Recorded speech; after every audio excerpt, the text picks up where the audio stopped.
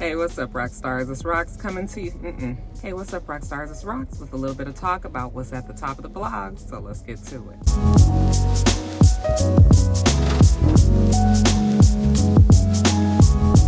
Now, you guys, before we get started on our Rona check-in, because that's what's going to be first today, I just wanted to remind you guys that when I ask for suggestions on top of the blogs and my comments on Instagram, I am asking for entertainment gossip. Okay, I know a lot of you guys want me to talk about more serious subjects. It just brings the whole mood of top of the blogs down. So when when people are talking about police brutality and murders and all that kind of stuff, we're not doing that in top of the blogs. You guys keep on asking me to talk about those kind of things, and that's not for this video. If it is something that I feel like I'm going to talk about, it would be in a Let's Talk About It video. But I don't do those normally because I don't really feel like doing those. So top of the blogs is entertainment gossip.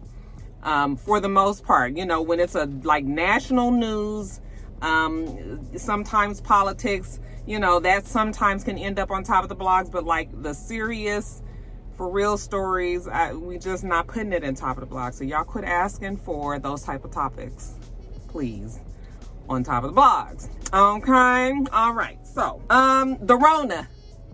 How y'all doing out there?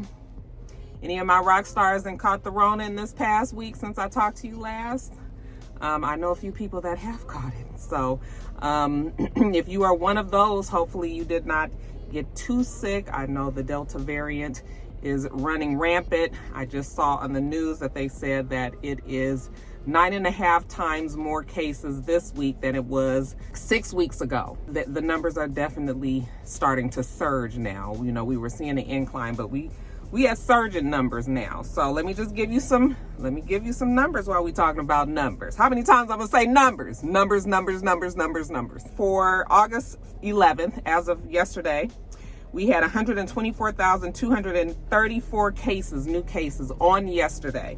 Okay, we had 552 deaths. So the deaths are still not really high, but I think last week I told you guys it was like 296 deaths. So almost twice the amount.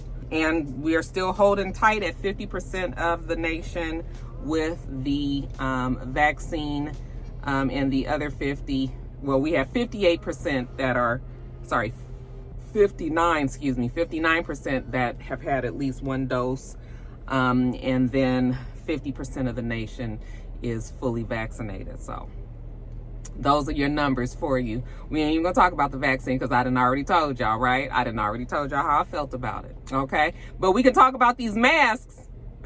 We can talk about these masks, and I'm still just really trying to understand why people just have such a hard time putting on a mask.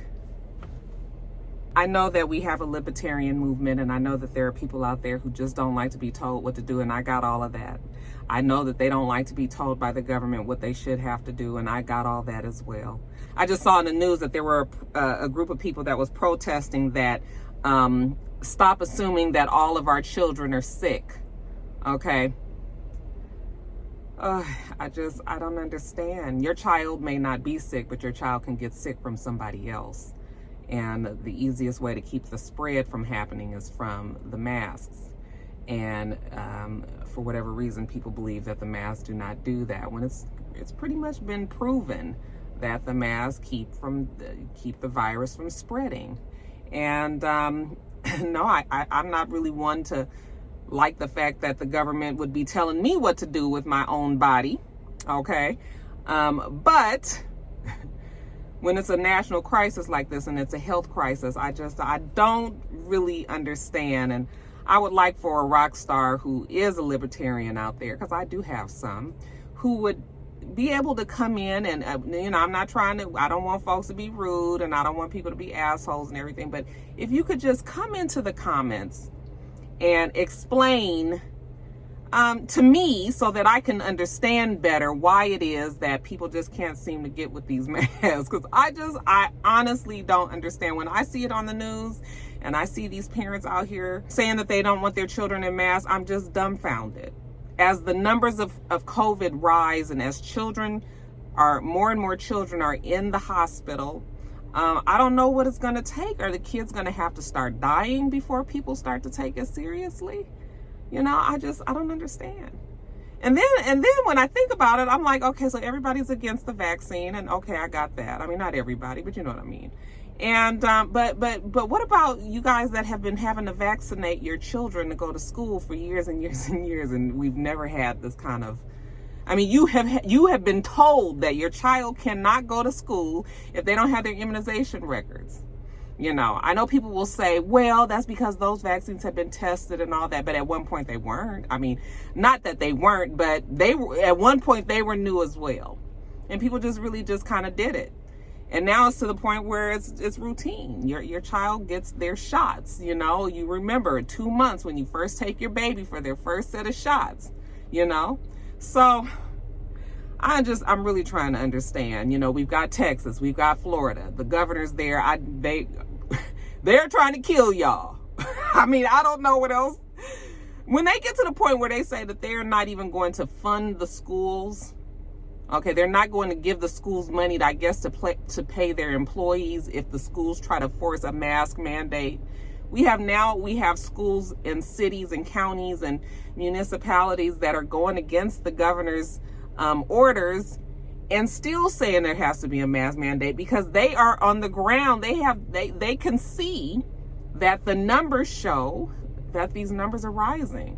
And how irresponsible is it for us to allow kids to just get sick? You know, I don't understand. And I really want to try to understand it because I just be like, I don't get it. I don't get it. Do you get it? And then I'm starting to see more and more that, like I told you guys last week, that there are businesses and there are functions, there are things that are going to be happening where people are going to require vaccination proof. And if you don't have proof of vaccination, you're not going to be able to participate. I just saw that they're having this music festival here in Atlanta, I believe in September, called a mid-music festival, I think is what it's called. And they're saying that if you're not vaccinated, you have to show that you're vaccinated to go. I work for the government, and more and more government offices, local government offices, are now requiring their employees to get vaccinated. If they're not vaccinated, then every 48 hours they have to have a COVID test, and it has to show negative. That can get old real quick.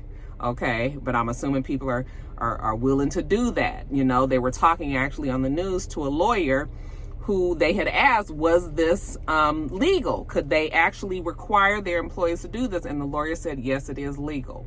Okay, and that they can take it all the way up to the Supreme Court if they want to, that it is legal for employees, at least in this case, they were talking about government employees. I'm not sure about the private sector, but in this case, they were saying that, yes, it is legal for employees to require their employees to get vaccinated. Now, somebody actually said in my comments last week that I was like vaccine shaming some people that couldn't get it. When I'm talking about getting vaccinated, you guys, I'm talking about obviously, or not obviously, apparently, but I am talking about people who are healthy enough to get the vaccine. I'm not talking about people who have conditions that keep them from getting the vaccine for whatever reason. I understand that there are those people out there, okay? I am talking about people who are able to get it, and, you know, we wouldn't suspect that they would have any type of reaction outside of what a normal person would have, okay? So that's what I'm talking about. So in that same vein, if your employer is requiring you to get a vaccine, then of course, if you have a medical reason why you can't get the vaccine, then you would have to show proof of that, and then that would be that. But for the most part, they're requiring their employees to get the vaccine. So that is happening. I've been telling you guys, I've been warning you that these things are going to happen. Somebody said that the violence will increase, and I think it will too. I think that people are going to get to the point where they are going to want to fight about it. And it's going to be a wild time. But you know what? We used to it. Fuck, we are strapped in because we have been in a wild time for like 5 years now. It's been wild, okay? So just par for the course, you know. That's it. I won't harp on the Rona, okay? I won't harp on it, but just wanted to give you guys those numbers. And as always, rock stars, Rocky, love you, and I want you to stay safe.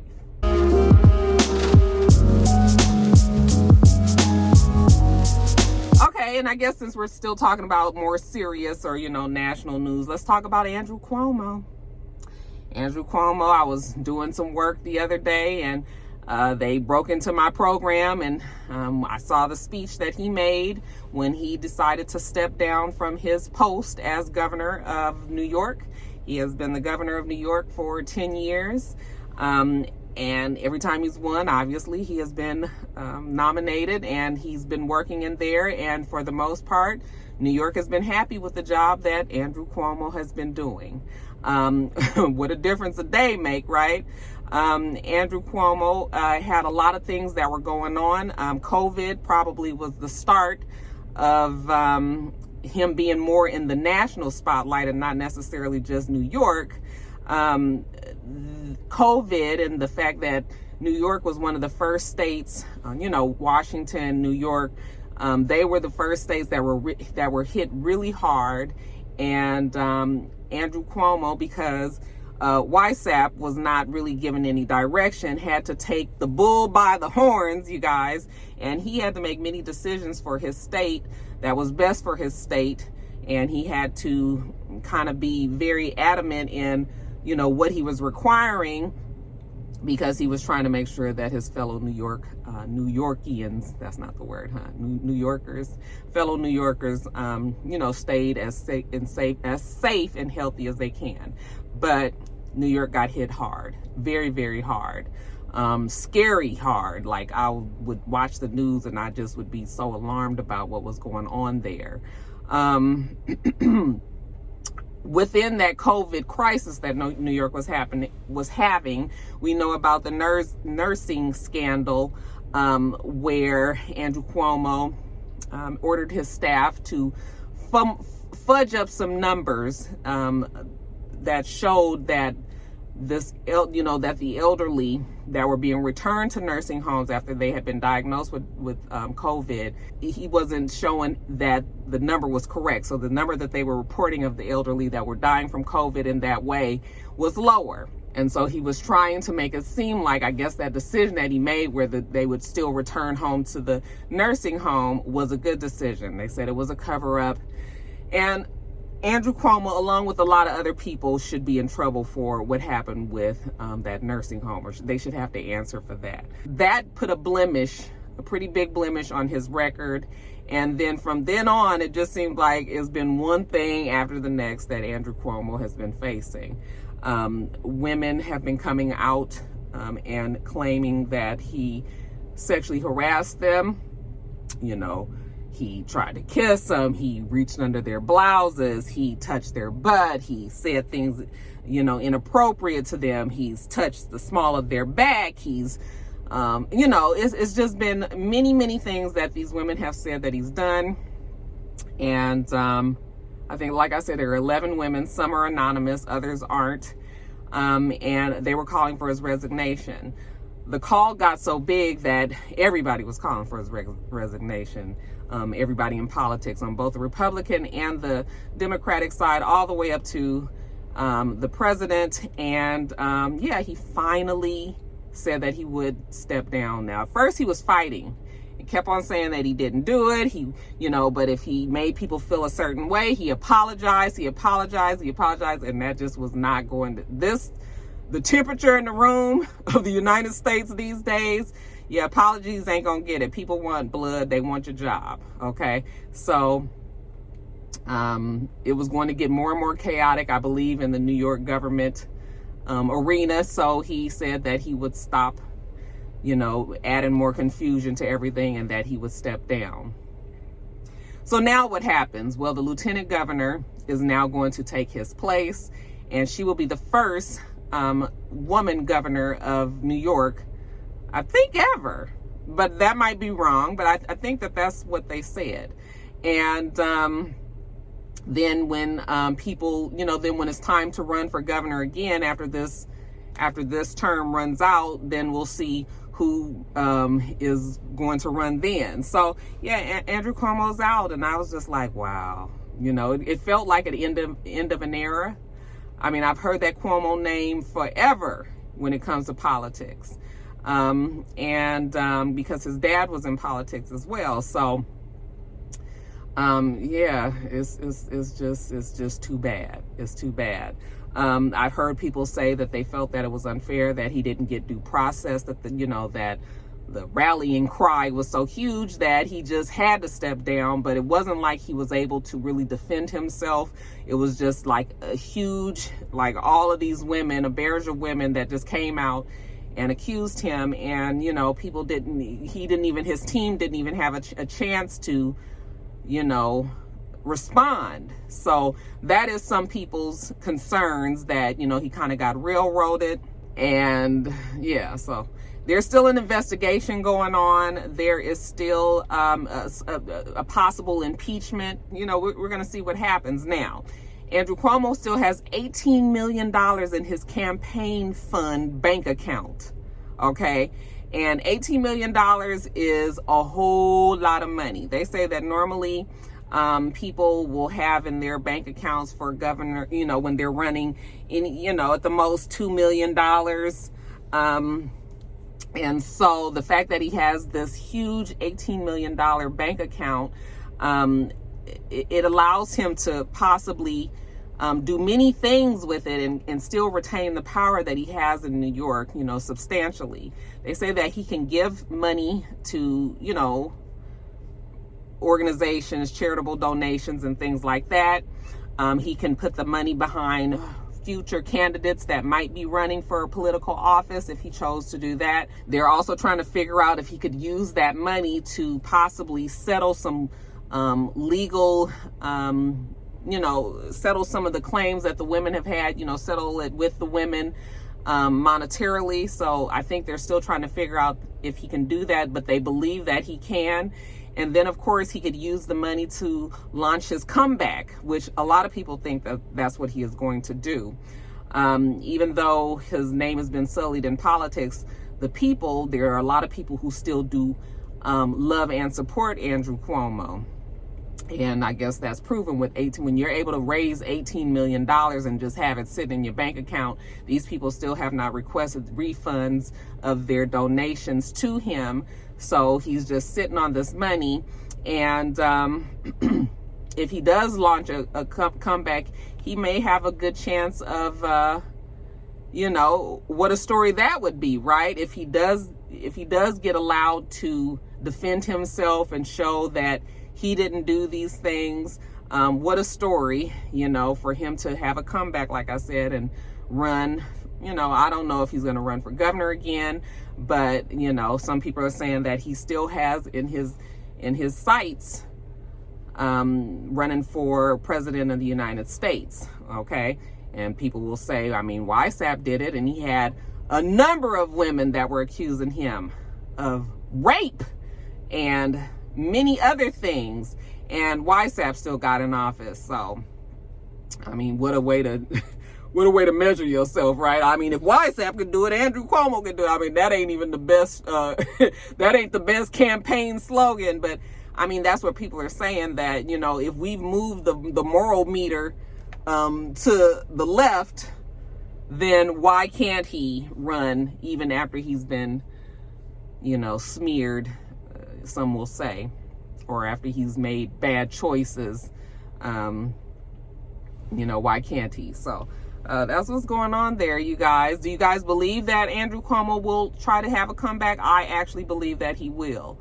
I could see that gleam in his eye, when he did step down.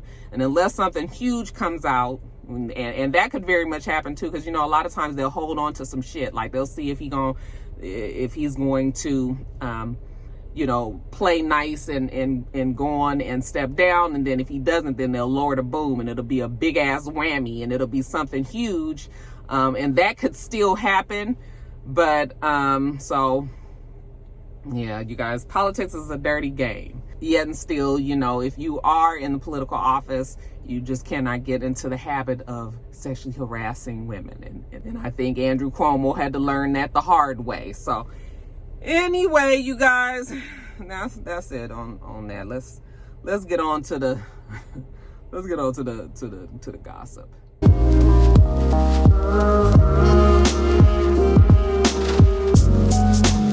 All right, you guys. So they say that your girl Porsha Porsha has put in her notice that after 8 years working with Dish Nation, that she is going to be ending her employment with them on August 27th of this year. Okay. She put out a statement on Instagram saying that, you know, she thanked everybody for the support, thanked Ricky Smiley for believing in her, you know, when she first started. Thanked all the people that she's worked with, you know, in the past and in the present with Dish Nation. But she said that as new doors open up in her life, that she must close old doors. And I guess Dish Nation is the door that she is closing. Okay. I was just like, girl, you sure you want to do that? What I keep telling y'all, you know, don't fuck up your money because of some man. Now, I'm not saying that that's what she's doing. You know, but we know that Porsha has a few things in the fire. First of all, we're not sure if she's going to be leaving Real Housewives of Atlanta. Okay. There is rumors that she will. I don't know if she's been filming with, I don't even know. I mean, this is the time they definitely would be filming Real Housewives of Atlanta, and I haven't seen any pictures and I haven't heard anything. But, you know, I stopped following Porsha when all this shit happened with Fallon and Simon. I just couldn't no more. I just was like, Roxanne, we're going to have to love her from afar. Okay, can you believe that? Y'all know Porsha was my girl. But so I don't really know what she's doing as far as Real Housewives of Atlanta is, but people were saying that she was thinking about stepping down because she did not want to face the women. And we know for a fact that Kenya is going to ride the fuck out of her and try to find any woman that has had any relationship with Simon in the past and bring it on the show. And she knows that as well. So, she's not sure if she's going to be returning to Real Housewives of Atlanta. Now, she does have her spinoff show. I don't remember what the name of it is, if they've even said what the name of it is, but her spinoff show is about her life, her family, you know, the fact that she stole Fallon's husband. Then we also know that she is writing a book pursuing Porsha. I was just like, I don't understand why people write books about themselves when, you know, like, you still alive, living your life, learning, you know, you haven't gotten to an age where, I mean, unless you really, really, truly have been through a whole, I mean, maybe Porsha has been through a whole lot and we just don't know. Okay. I mean, I guess I can't discount the ups and downs of her life, but it just seems like when you like 40 years old and you writing a book about your life, like, you know, you're a reality star, you know. I mean, she could have had stuff happen. I won't be that way. But, so those are the things that we know that's in the fire for Porsha. And the fact that she has that TV show, the spinoff show, I think maybe Portia's thinking that it could possibly turn into her Don't Be Tardy. You know how Kim Zolciak had her show. Is the show even on anymore? I don't know if it's still on, but that show lasted a long time and it made Kim rich. I mean, you know, it wasn't like she was broke, but it definitely pushed that family forward. So I think that maybe Porsha might be thinking that whatever her new show is going to be called, maybe that will be her Don't Be Tardy, and she won't even need Real Housewives of Atlanta anymore. So we'll see. You guys, that Simon, there's so many stories about him in Atlanta. I can't tell you guys some of the stories that I have heard.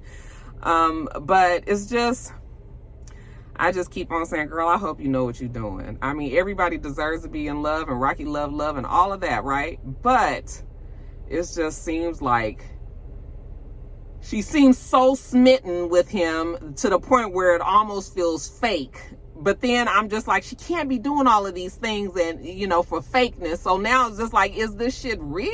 And if it is, like, girl, I mean, Simon doesn't have the best reputation of sticking around. That's all I'll say. So, you know, we're going to see how it plays out for her. Yeah, I mean, you know, we're going to be watching for real, okay? And, yeah, but, yeah, she's leaving Dish Nation. Y'all let me know what you think about Porsha. You think that these moves that she's making are the best? I mean, obviously they're the best for her. But when you were from the outside looking in, it's just like, girl, you sure you know what you're doing?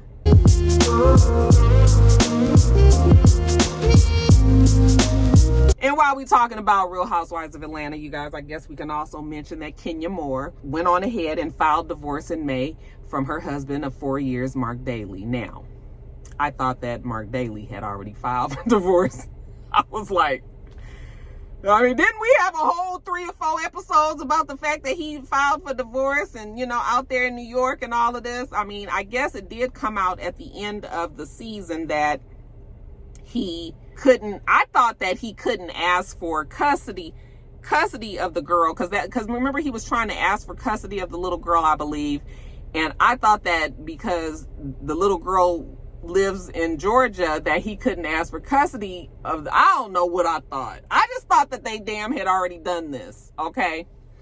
But evidently what he filed didn't go through. They were trying to work it out. Like, I remember, actually, was it the baby's birthday? They were together and they looked like they were happy, and she even posted on her Instagram that they were vacationing together and looked like, you know, she was very happy with him and all of that. And I actually really would have liked to see Kenya and Mark work it out, but he seems like such an asshole, and Kenya is not the easiest person to deal with either, and maybe it's just time to let the shit go. So I guess in May she finally did go on and come to her senses, and this is what she said. Due to recent and ongoing circumstances, I can no longer continue in the marriage. My sole concern and focus is and will always be my daughter Brooklyn, my miracle baby. She was made in love and true commitment. I asked for privacy to be respected moving forward. Now, you're on a reality show, so I don't know how much privacy you think you about to get, or even that you're able to request. I mean, if you talk about it on the show, then it's fodder, right? So, yeah, you know, I will say that when Kenya is with Mark, she seems like she's happy. She seems like she really, really wanted that to work. But sometimes it just doesn't work. And I tell you guys all the time, the second half of your life, a bitch is just trying to get some peace. Especially if you've been in relationships that were tumultuous and it was always something going on and it was this and that and this and that. And then when you get to a point where it's just peaceful, yeah, that shit can be boring, but you know what? Boring is okay. It's okay. You know? So, and Kenya is my age, and I know that she deserves to have some peace in her life. So if it ain't gonna work with Mark, she's a beautiful woman. Somebody is out there for everybody, or she doesn't even have to be with anybody. She's got her baby, you know, and maybe that's going to be enough for her too. So, but yeah, that's what's going on there. Kenya said it's a wrap.